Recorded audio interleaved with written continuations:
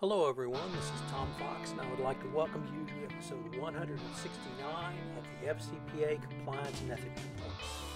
The FCPA Compliance and Ethics Report is sponsored by Advanced Compliance Solutions. Today I do something that I've wanted to do for quite some time, which is have my first mailbag issue. The mailbag issue is where folks email me or call me with questions. The questions today relate to a podcast I gave a couple of weeks ago on the training of third parties under the FCPA. It generated a lot of discussion, and I thought it would be an appropriate topic for our first mailbag issue, or mailbag podcast. So that's what we're going to do today. The episode itself comes in at just over 25 and a half minutes. I hope that you will find it useful. Thank you very much for listening. Hello everyone, this is Tom Fox and I would like to welcome you to this episode of the FCPA Compliance and Ethics Report. Today I'm going to have my first mailbag episode where I answer questions from listeners of this podcast and occasionally from readers of my blog. Today's mailbag will deal with questions from a recent podcast I did on the training of third parties under the FCPA. This is an area that is, I don't want to say new, but it's not particularly an area that many compliance practitioners have focused on. Most companies have worked to train their own employee base and their own third-party sales force who are high risk. But one of the things that I think is important is that you do train the third parties that work with you. I think the excuses or some of the reasons I've heard for not doing so are lame at best. They're along the lines of, well, what if I train them incorrectly? How do I train them? I don't have the resources to train my own employees. Well, there's a myriad of ways to answer all of those questions, and I did in the podcast. So I would suggest that if you still have those questions, you could go back there. But let me just jump right into the mailbag and see what we have and see where this may take us, because this is the first time I've done a mailbag episode. So I hope you will find it enjoyable. So, number one, can you speak to the potential legal risks associated with training of a third party under the FCPA? Here I'm of the opinion that there are no legal risks in training third parties under the FCPA. And indeed, I would advocate, or certainly tell a company, that the legal risks go in the opposite direction, that you have risks if you do not train your third parties. So whether those risks, I've heard people raise the issue of, well, have I taken over control? Am I exercising too much control and they're no longer independent contractors? I think the answer to that is clearly no. And that, frankly, if you do not train, you're in higher legal risk than if you do. So whether you're a franchisor and are worried about having too much control over your franchisee, frankly, you already have control over your franchisee. And you're already dictating how they deliver your product, your service, a wide variety of things. If you are worried about that the third party will be seen as something other than an independent contractor, I don't think that situation ameliorates your duty under the FCPA. Next up, did Hewlett-Packard have an independent way to verify that all of the suppliers took the training, or did they accept the supplier certifications alone? This question comes from one of the real learning points in the training of third parties. Let me just review that a little bit. In October of 2009, I believe, perhaps 2010, Hewlett-Packard announced that they were requiring 155,000 Channel Ops partners to take a 1-hour FCPA training course, which was embedded in a DVD. The third parties had to purchase this DVD, and they had to certify that they had, the third parties had to certify that they had trained their employees based upon this DVD. And so this question relates to did HP have a way to independently verify whether the Channel Ops Partners employees took the training, or that did they accept their certifications alone? Unfortunately, I don't know the answer to that. It was not reported by HP going forward. But I think the bigger issue or the bigger lesson learned from HP is it shows several things. Number one, you can train huge numbers of third parties, whether they be in the supply chain, whether they be in the sales chain, whether you call them channel ops partners, whatever their designation is and whatever service they perform for you. 155,000. The leverage that HP had was that if these third parties wanted to maintain their channel ops partner status, they had to go through the training. Could they lie on the certification? Sure. But at least as of this point, no company has ever gotten into FCPA hot water because someone lied on the certification absent any other evidence. If you have evidence that they are liars, cheaters, and thieves, number one, you probably shouldn't be doing business with them anyway, but two, that would raise a red flag for your FCPA compliance program, and that red flag needs to be cleared. So simply because you don't have an independent way to verify the third party has taken a FCPA training is no reason not to move forward with it. And the HP case clearly shows the power of you as the customer of these third parties to dictate that they accept FCPA training. Next question. Does the compliance terms and conditions in contracts with third parties assist in exculpating your company from liability? Well, first of all, you need to start with the position that you cannot be exculpated from FCPA liability for the actions of your agents. You're liable for the actions of your employees. You're liable for the actions of your agents. You're liable for those who are doing business for you or on behalf of you or for your benefit. So exculpating your company is not something that you can get from a legal document or other contractual terms and conditions. What you can get is exculpating by doing compliance. And that, of course, points up the difference between having a paper compliance program and actually doing the work of compliance.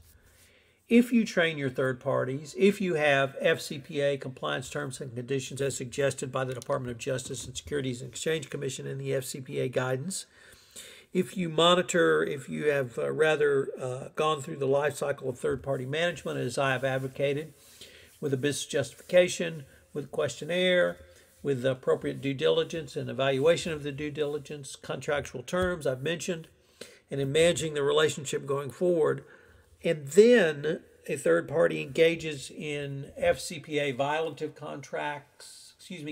conduct on your behalf that you didn't know about. At that point, you could argue or certainly present evidence to the Department of Justice that you had done all you could. But if red flags appeared in that process, the DOJ may not take the same position that you have. So the thought that you can have exculpatory language in contracts, which will get you out of FCPA liability, is really foreign to the concept of FCPA enforcement. It's foreign to the concept of complying with the FCPA, and indeed it's even foreign to the FCPA itself. So please do not think you can exculpate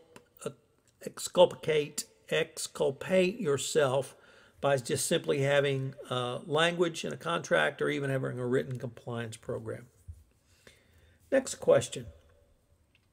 From the vendor standpoint, if they have to complete individual training courses for each of their customers, it would take a lot of time.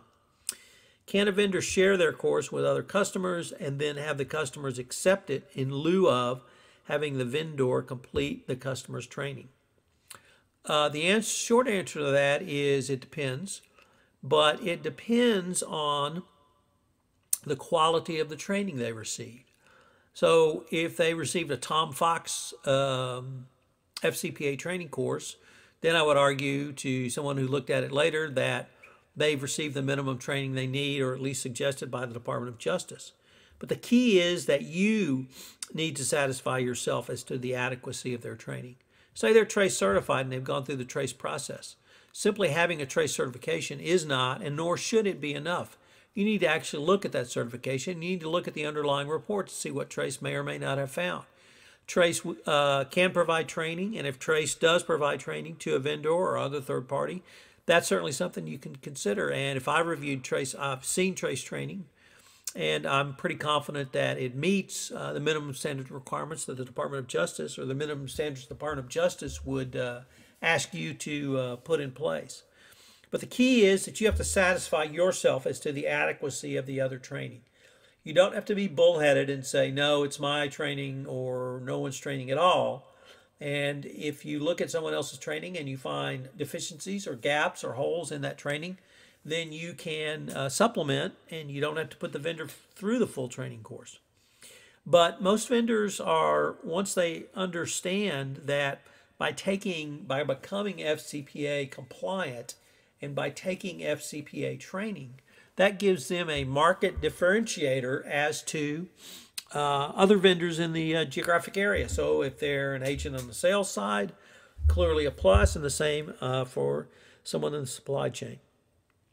So I don't think that should be an issue going forward, but the burden and onus is on you as the company, the U.S. company hiring them. So on to the next question. How do you train your largest, most critical vendors when you are a very small fish in their very big pond? Well, first of all, if they are that critical to your business operation and your success, you should have a very frank conversation with them on the absolute requirement under the FCPA that they receive training, and the liability that you both have under the FCPA if they do not complete some form of FCPA training. But as I pointed out in my last answer, if you're such a small fish to this vendor and the vendor is a very large company, it may well be that they have received FCPA training from other partners that they work with. If they have, and you can review that training to determine if it meets your needs, you may be able to accept that training. So simply because you're a small fish, it certainly doesn't exculpate you from FCPA liability. But there are ways that you can work with vendors and others who are your representatives and agents going forward. But the key, I think, is to have a pretty frank conversation. And you can start that conversation when you're going through the third-party approval process. That's one of the questions that you need to have on your questionnaire that you send to them. And if they have received FCPA training, they should be able to provide you a copy of that training, and you can review it. So simply because you're small in relation to your third party doesn't absolve you of anything. But if they are that critical to you, you need to make sure that they're going to be in compliance with the FCPA. Next question. How do you deal with the blurring of lines of providing too much training and the legal separation between the corporation and the third parties? Well, unfortunately, or the reality, perhaps is the better way to phrase it, is that under the FCPA, these lines are completely blurred already. The normal corporate and legal distinctions between parties simply do not apply under the FCPA. If you're an agent or represent a company in any way, if they are your agent and represent your company in any way, you are 100% responsible if they violate the FCPA on your behalf, known or unknown to you. So the only hope that you would have is you have a best practices compliance defense, and you actually do compliance. You don't have a paper program, check the box kind of program in place. So it's critical that you actually do compliance. But to the specific point about the legal separation, think of the blurring of distinctions between commissioned sales agents and distributors under the FCPA. The Department of Justice and Securities and Exchange Commission have made clear that there is no distinction in their eyes. So this blurring is really complete, and you just need to manage that risk going forward. Next question. How often do you consider training for third parties? Well, I think it should mimic your training of those of the same or similar risk in your corporation. So if you have high-risk employees and you give them annual training, I would say the same should be true for your high-risk third parties. If you have third parties that are at lower risk because of what they sell or the services or goods they provide to your company, you may be able to do training every 2 years, but I would say at a minimum of every 2 years, you need to provide some sort of training or have the third party certify that they've received the training. Next up, in some countries, you are at risk of being considered a quasi-employer of your third parties if you train them. This would lead to obligations such as paying them a redundancy package if you stop working with them. How do you suggest we deal with this? Well, as I pointed out in a couple of responses already, the normal corporate and legal distinctions between liability of third parties and principals under the FCPA is they don't apply. If they're your agent and represent you in any way, you're 100% responsible if they violate the FCPA. So what you have to try to put in place is a risk management system. If they are going to claim that this is makes you a quasi-employer, then you need to work with your local indigenous council to craft an argument about why FCPA compliance is different and indeed not the same as having control in other areas.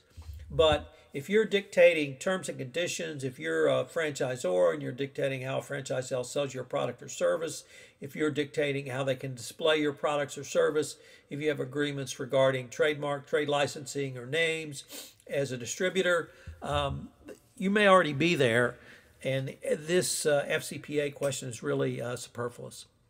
But the key is that you're going to be liable for your third parties, whether you train or under the FCPA, so you've got to manage that risk. Next question. Is it enough having third parties sign an annual compliance agreement with appropriate anti-corruption language applicable to the FCPA, the UK Bribery Act, or other anti-corruption, anti-bribery legislation? That is certainly one part of the solution, but it's not a sole or the only part.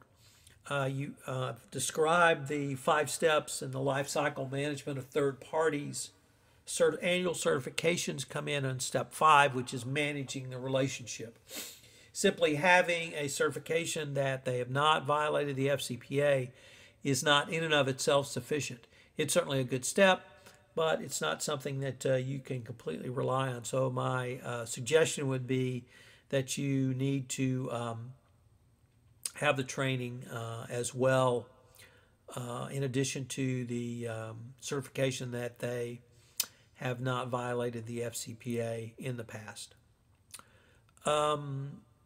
Next question.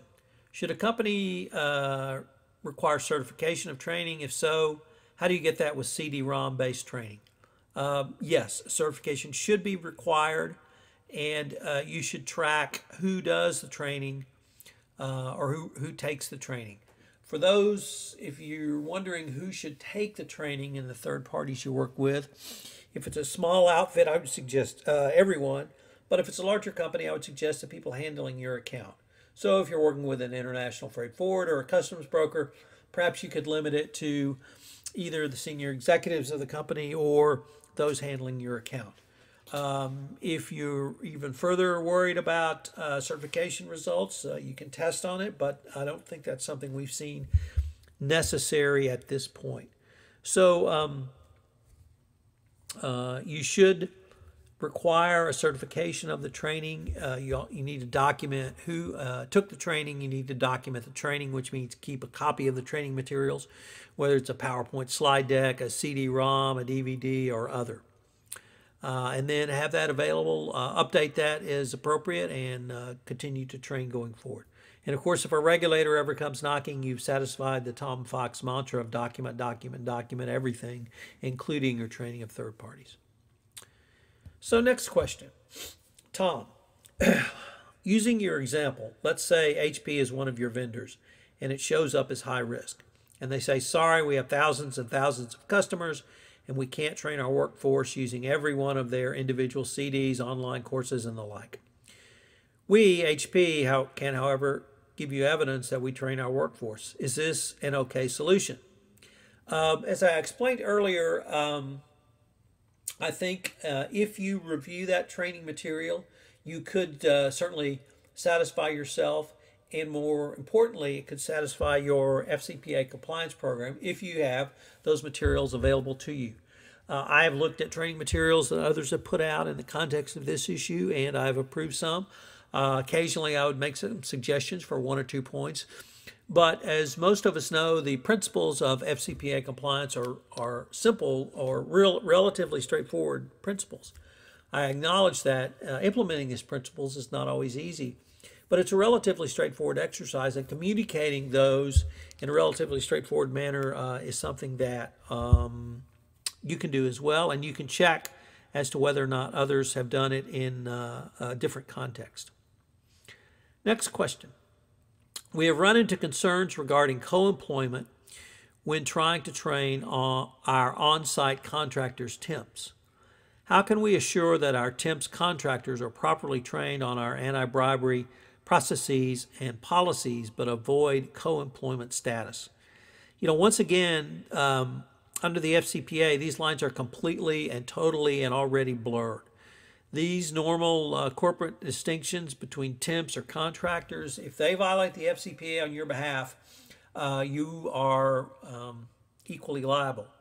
As to contract employees receiving FCPA training, I would point you back to HP and the FCPA enforcement action involving HP, where one employee who is a contract accountant in the Munich office of HP Germany picked up on the bribery scheme that was going on, and he said it didn't make sense to him. It didn't make sense to him why a one-person agent was receiving a 25% commission of 10 million euros on a $44 million sale when that one-person agent had done no work, had no contract, and wasn't even in the hardware industry. But everyone else on the deal had proved it. So who is he as the contract employee to stop the deal? Well, if that contract employee had been trained on FCPA compliance, if that contract employee knew how to raise a concern, if that contract employee knew about the worldwide hotline that you have, if that contract employee could simply have raised his hand and said, this doesn't make sense to me, could you look at it? Think how far that would have gone. So that really points to me the business need to train temps or contractors. But from the legal side, it's absolutely required under the FCPA. Next question. What are systems that you are seeing that companies are using to track their vendor data? Vendor master within accounting systems, or third-party software such as a contract management system, or specific compliance systems? Well, I would have to say that one company I know that does that is Hyperos. I've worked with Hyperos, so that full disclosure, I've done webinars and white papers with them. But that's certainly one company I'm aware that tracks vendor master data within the context of an FCPA compliance program, and you could contact them. Excuse me.